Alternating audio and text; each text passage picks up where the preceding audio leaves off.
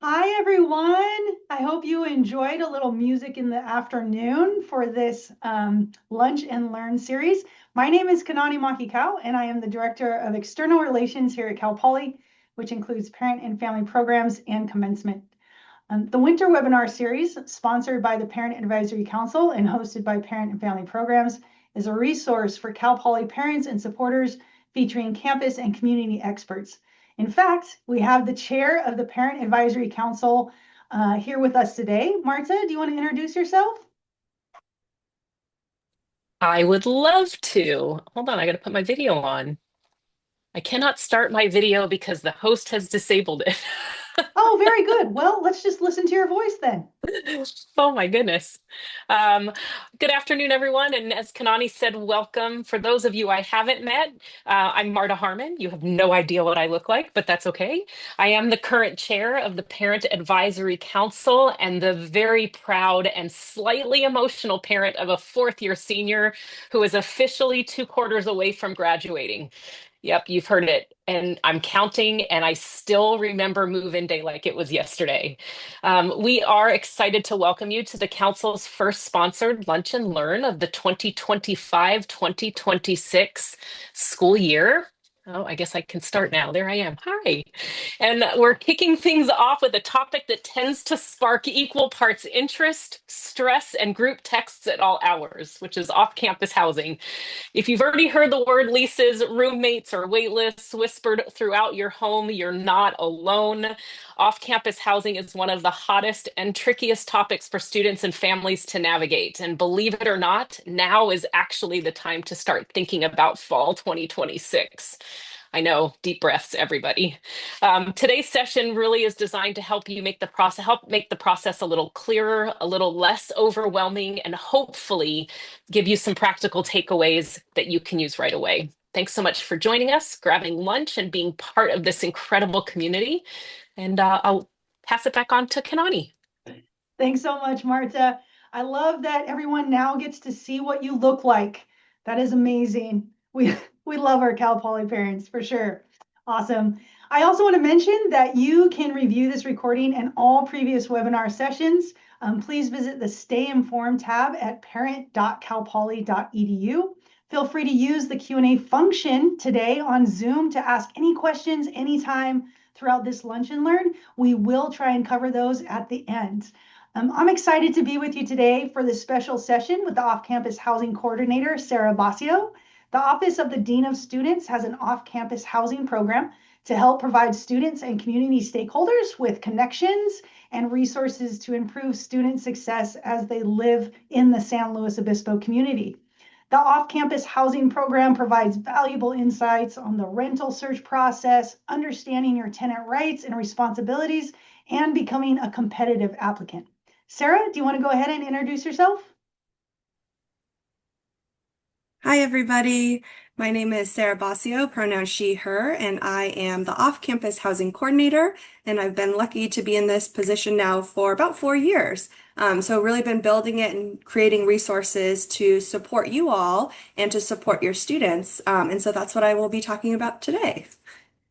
Am I good to share, Kanani? You are good to share.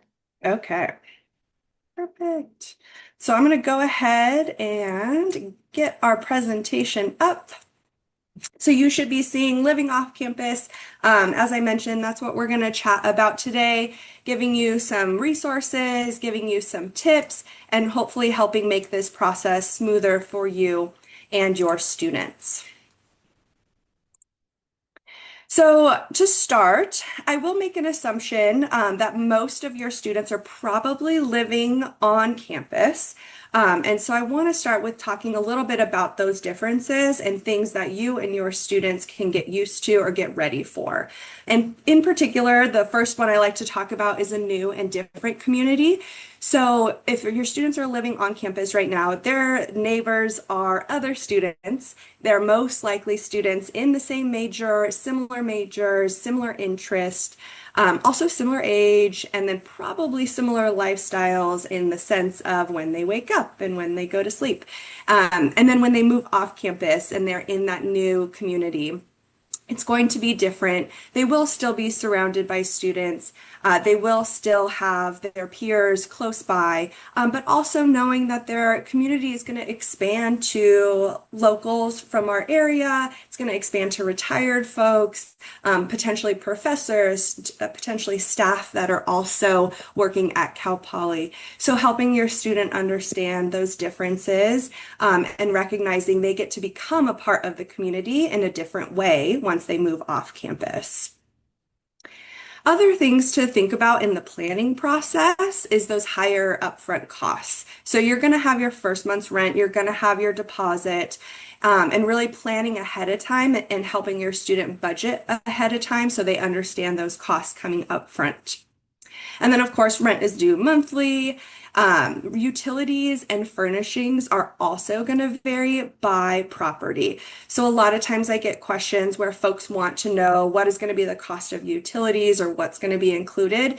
But you'll find that the answer that I'll say most often is going to be it depends, because we have so many properties, so many different landlords, so many different property managers, and they all kind of run their businesses a little bit differently. And so it really is going to depend on the property that you're looking at and what they are going to offer in terms of being included in the rent, and what additional costs may be associated with the property.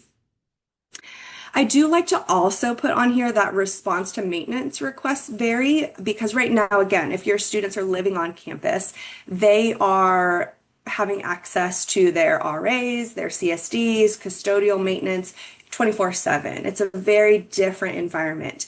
And then when they're moving off campus, that level of communication with their landlord or their property manager is going to be heightened.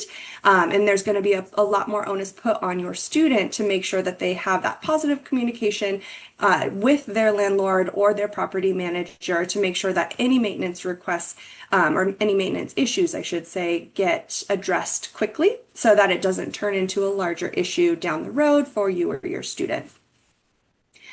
And then parking challenges. We always have parking challenges no matter where you go in California, I feel like. But we're really looking at the unit, or also when arriving to campus. So you want to be prepared and have your student be prepared even for longer commute times. And what is that going to look like? Are they going to have access to a bus line so they don't even have to worry about the parking on campus? Or are they hoping to be close enough to be able to walk? So lots of different things to start to consider in this process.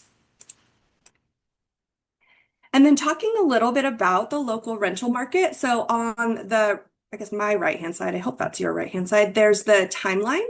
And I like to provide this timeline for folks because it really gives you what should you be doing kind of each quarter. And so if you were able to attend the presentation I did in fall at the Mustang Family Weekend, that's great. A lot of this would be review, and a lot of fall is the preparation. But where we are right now in winter is really starting to tour and sign leases. So one thing to know is that we are a very competitive rental market. We have low inventory and we have high demand. And so that's why it's really important that your student and you are informed, so you can start to make these decisions on where you're going to live for fall 2026 now, because this is when the market is hitting. This is when the rentals are opening up. Many of the properties actually go through releasing during the fall. And so that way, that's how they know that we are going to have this number of rooms available, apartments available, and they start listing them. And we're really starting to see those pop up now. A few pop up as early as like November, but we'll see the bulk of them happening between now and March, for sure. We have single family homes, apartment complexes, condos, sublet. So it's again going to depend on what is important in your needs for your student. There's also individual leases and shared leases. And as I mentioned, it'll depend on the property, but those are things to weigh out too. So an individual lease, if your student's roommate decides to leave, there's no onus on you to pay any more of the rent for that student's side. But on a shared lease, everybody in that house or in that apartment that has a shared lease. If one roommate were to leave, then that onus would be put on everybody else still there, to make sure that rent is made up. So pros and cons to both, but just important to know what it is that you are signing when you are signing those leases. And then I did already kind of mention this, but starting early. So many leases are getting signed here in our winter quarter and then the early part of spring quarter for a late summer move-in date. And then we're really going to see rent prices vary. And so also in that sense of starting early, a lot of folks are going to see the most cost-effective rentals popping up earlier in the rental cycle. And as we move further and further, and definitely into the summer, we see that there's less inventory available, and we also see the prices of what is available are a little bit higher because those are, again, not the first ones to get scooped up. So this is an example. This is actually provided by University Housing, so I do want to thank them for creating kind of a summary of comparable rates to the on-campus. So you can kind of see generally what some of those rental prices would be. And then the QR code up in the corner will actually bring you to the website for University Housing where they have this listed. So that can give you, again, more than just these here. I just wanted to give you a snapshot that can give you more of the rentals that are close to campus and what those costs are. And you can see it varies. The lease terms vary, and then the security deposits are varying too. So you really want to have a conversation with your student about what is important to them in a rental as you start to explore the different options. And these are the things that you want to kind of think about. So your budget, it's always going to be important. Location is also really important because, again, are you going to be a little bit further away, which might give you a little bit of a cheaper rent if you're getting farther from campus, a little bit more on the outskirts of SLO or even into the 5 cities or North County. That would give you potentially a little bit cheaper in terms of the rent. However, it is also going to require the commuting, requiring access to a car and making sure that you get a parking spot and a parking permit. Also, what is important in terms of amenities? So that's really going to vary, especially with the apartment complexes. Is there a gym? Are there lockers? Is there a study space? It really varies by the property. And then those lease terms.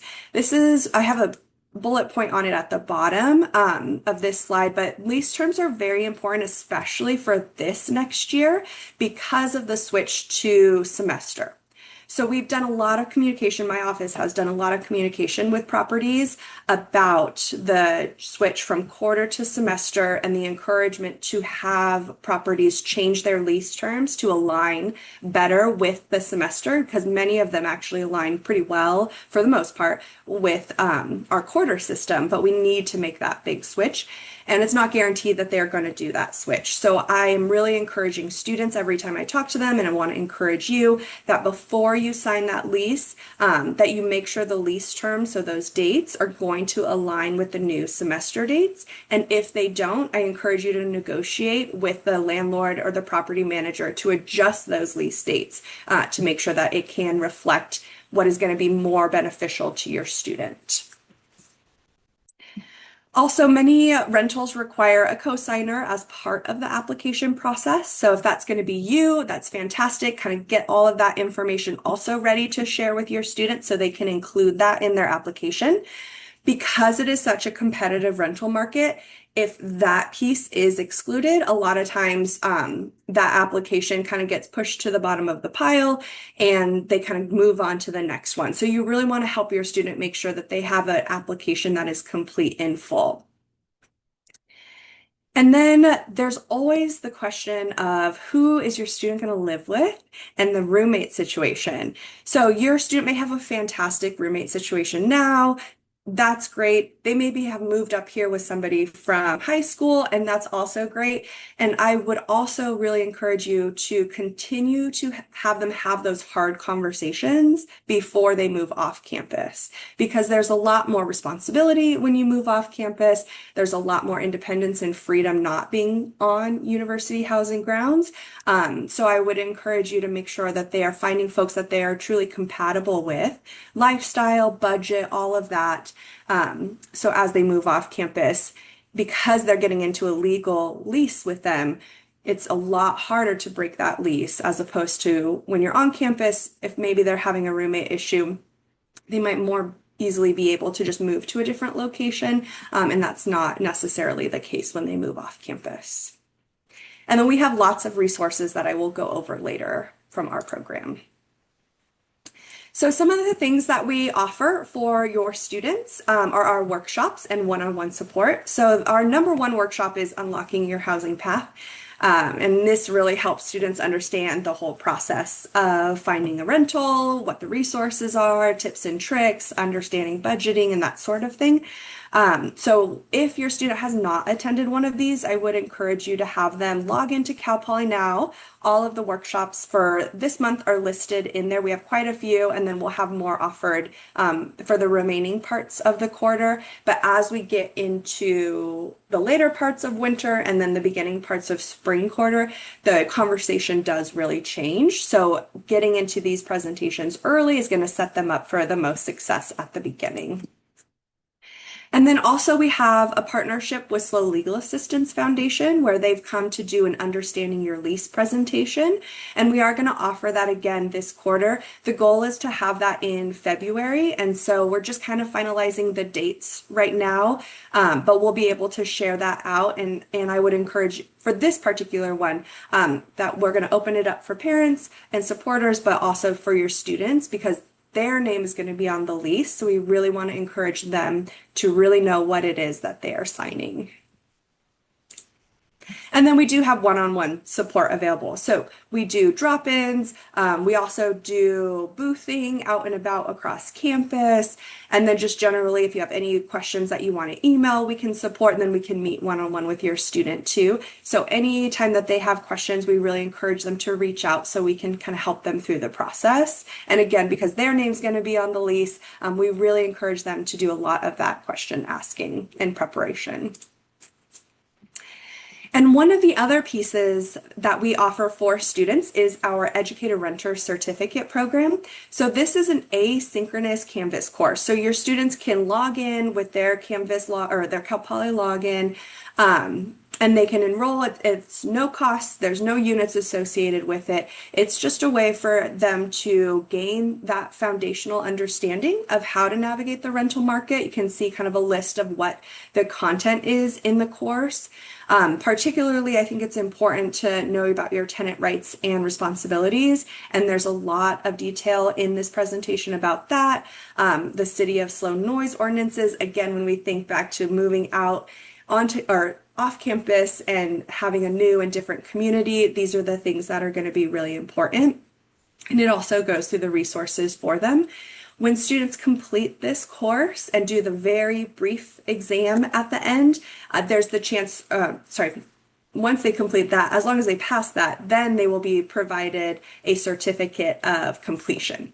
And that certificate, we encourage them to include as a part of their application and to help them be a more competitive renter.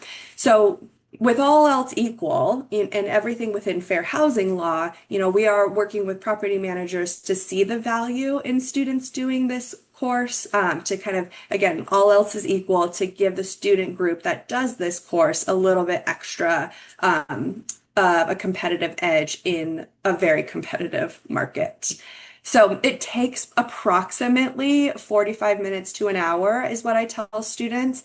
I also say, if you're doing this while watching TV or cooking dinner, it might take you a little bit longer. But a lot of it is small snippets of videos and content to review, external links and that sort of thing. So it's a lot of really good information that they can always refer back to as well. And then this is our resources that we have available on our website. So we have the Educated Renter Certificate. This QR code also will bring you to our website. We have several search resources. So our list of apartment complexes and property managers is fairly robust. Can also be very overwhelming. I acknowledge that. And what I get asked most often is I don't know where to look. And so we have this list. So this is the place to start in terms of what is available for rent in our area. Where do people rent? And it is this list. Additionally, super exciting, we have our off-campus housing marketplace, which is powered through college pads. And so that is now live and also on the website under our search resources. So this will have available rentals, and there's quite a few up there right now. It's also a place for students to connect with other potential roommates. So there's a roommate forum. And then also, if your student maybe is going to graduate and they only need a place for, at this point, it would be a semester if we're thinking about next year, for a semester, then there's also subleasing available in the sense of students for free can post their sublease or they can search for a sublease. So if your student's going to study abroad and they need somebody to sublease for one semester in the future, they could post that onto our off-campus housing marketplace. So that's a really great hub. The goal is to get as many local properties posting there as possible. So that way your students don't have to check a bunch of different websites, but they have this one central hub to go to.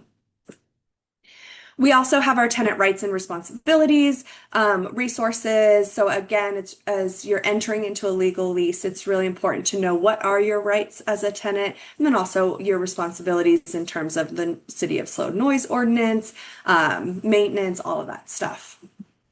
There's several community resources that we have available, and then the handouts. The handouts are really a direct result of what students have asked for. So budgeting worksheets, a housemate or roommate living agreement. So again, have those hard conversations ahead of time. So if a challenge were to arise, you've already started the foundation for how are we going to address this. And also a rental unit condition checklist. So by law now, properties are supposed to provide this to you and take pictures, which I also always encourage you all as the renter to take pictures, videos, everything, document everything. But if for whatever reason a property does not provide it to you, we have a template that you can absolutely access. And then because many students, this is the first time that they will ever be renting, we do have a what to look for and what to ask when touring a rental. So it gives folks kind of that starting point. So just some of the key takeaways. So when you're understanding the slow rental market, you do want to start early. So now is the time and you're here. So that's great. You have officially started this process. Again, rent and amenities are going to vary, so it's going to take a lot of research and time. And so I tell students to treat this like another class, treat it like a job for a couple months, be very dedicated because the websites are also going to be updated as things come available and as they are posting. Not everybody posts everything at one time. So it is going to be a consistent checking to make sure that you're staying on top of what is available, touring and all of that. And then know your budget, be realistic about your budget, and have your cosigner information ready. And then, of course, there's always that communication piece. So outreach to the properties, follow up, make sure that you have that positive rental history. And then once you're moved in, that you are communicating when maintenance issues arise.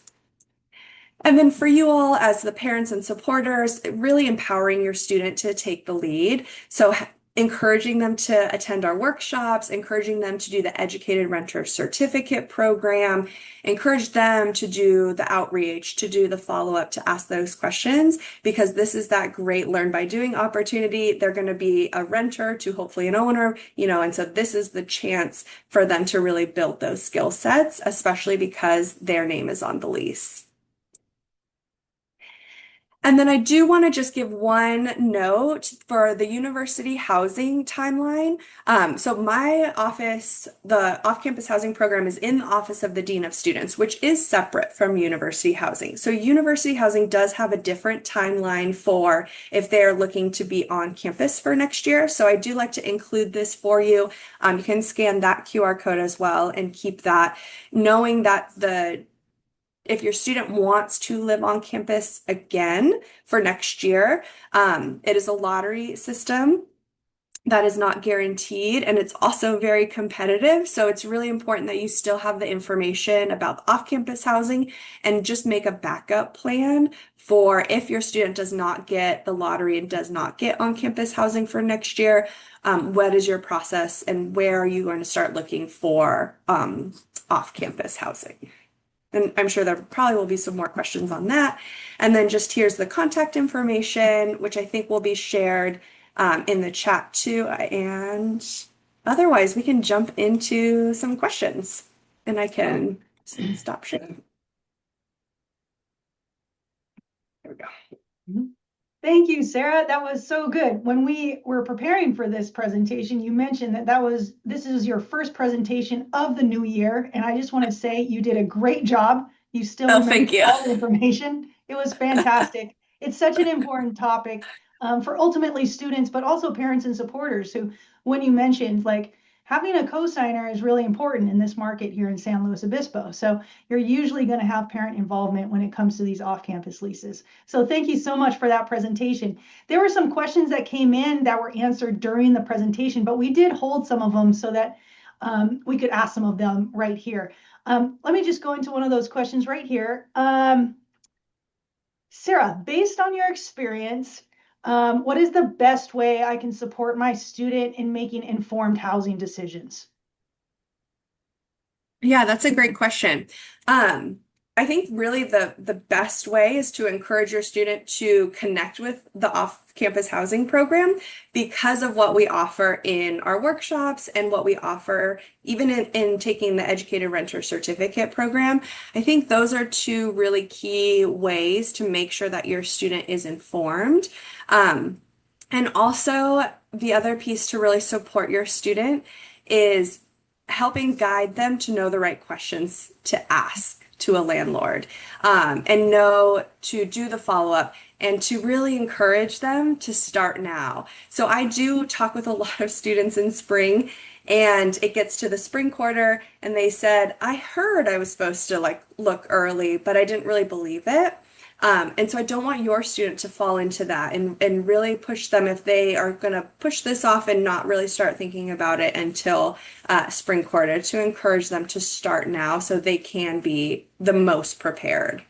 That's a really good point, right? Because students are so busy. We know that, right? So just those Yeah. extra nudges from your support system is really helpful during that time. Thanks for that, Sarah. One of the next questions in here was about the housing that's being built on campus right now. And so this parent is wondering if that will impact the amount of housing that we have on campus next year, and if more majors are going to be opened up into required second year living on campus. Yeah, that's a great question. I can't answer that actually fully because that is through university housing. So I would encourage you to connect directly with university housing and just housing at calpoly.edu with that question. I will say it's definitely going to impact our market for off-campus.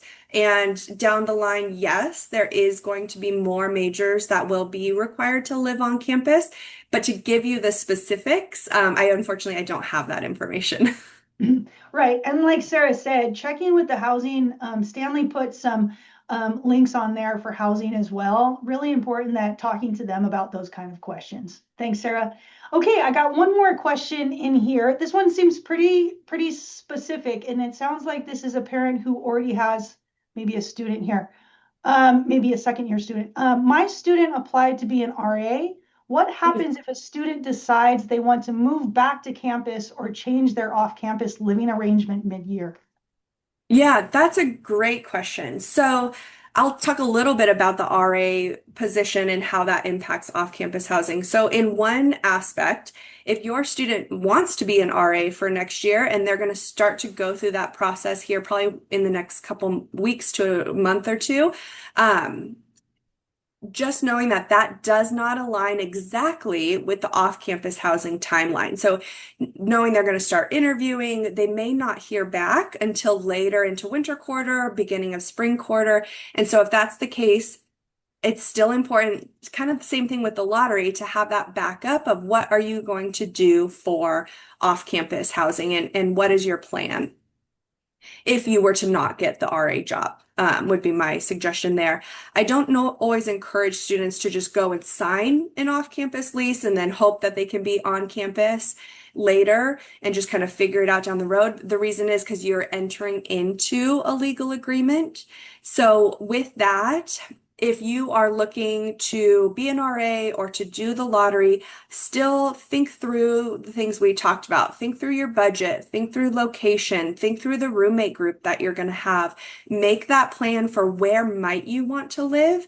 And then at the time of finding out about the lottery or finding out about the RA job, then you can make the decision of, yes, I'm going to sign these leases for off campus, or no, I get the on campus opportunity, whether it's through the lottery or the RA position. However, some folks still sign an off campus lease and then find themselves moving on campus because they got the lottery or because they got the RA job. So that is also still a possibility and still a decision folks make, but I leave that to you all to make an individual decision and just be informed with that decision. And that informing comes from your lease. So before you sign that lease, you want to look for the clause about terminating the lease or exiting the lease. And see what is the rules. And if it's not listed in there, you need to have that added. You need to talk to your landlord, talk to the property manager. I will say most places, because they are serving students, they'll work with students. However, a lot of it is still going to have some sort of financial implication. And a lot of times the property is going to put the onus on the tenant to find a replacement. But we have the off-campus housing marketplace. So if you find yourself in that situation, you can also post like a lease takeover for free as the student can, because you'll sign in with your student credentials.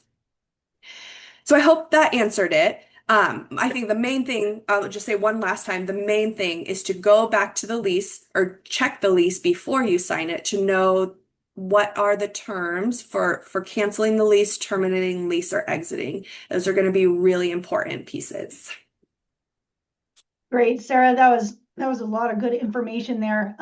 I want to clarify something. I made a mistake in the beginning and I used an acronym. So RA, folks, stands for Residential Advisor, in case you didn't know Thank that. you. I just wanted to clarify that. Well, Sarah, that is all the questions that we have in the chat here. And I just want to thank you again for sharing your insights and the incredible work you do with off-campus housing. It's really clear that the program plays a vital role in supporting our student success here at Cal Poly. As we wrap up, I want to remind everyone that the resources and guidance offered through the Dean of Students and off-campus housing are designed to help students thrive on and off campus. If you have any further questions or need more information, please contact the off-campus housing team. Thank you all for joining us today, and a special thanks again to Sarah for your time and expertise. And thank you, Marta and the Parent Advisory Council for sponsoring the Lunch and Learn series for our Mustang parents and supporters. Take care, folks. We'll see you soon.